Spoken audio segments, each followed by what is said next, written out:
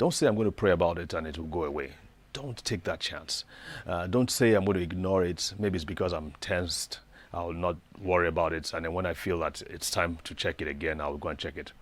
Pay attention to it. And once you have been diagnosed as hypertensive, make sure you take your medications and make sure you keep on checking to ensure that those medications are working and keeping your blood pressure under control. So please pay attention to that. Why is high blood pressure a bad thing? I think we need to understand that. High blood pressure, which simply means that the pressure at which the blood is going through the blood vessels is higher than what it should be. If you think about a water hose, I remember when we were kids, we used to have to water the garden and water the grass and all that, and we have to squeeze and make sure the water sprays everywhere. If you think about a water hose, the water hose has been made to withstand a certain amount of pressure.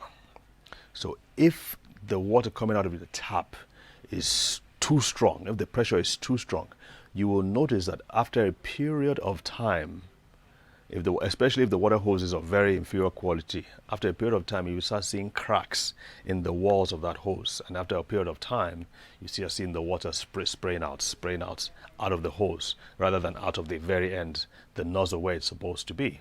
So you want to, if we take that analogy and put it in when it comes to the arteries, the walls of the blood vessels, the walls of the blood vessels were designed to take and withstand only a certain amount of pressure. Once that pressure, and there are different reasons for which that happens, some of them known and some of them unknown, that's why they use the word essential hypertension. Over a period of time, if that pressure, that sustained pressure is continually affecting the blood vessels, you will see that the blood vessels begins to get injured. You get to have tiny scars, tiny tears in the blood vessels. Unlike the water hose, the blood vessels don't just stay torn like that. Instantly, the body decides to repair that damage, and it does that by forming scar tissue. It puts fibrous tissue in place. The immune system jumps on. There's all kinds of inflammation and things going on, which again brings us back to that word, jaga jaga. All in the attempt to heal and restore the lining back to normal lining.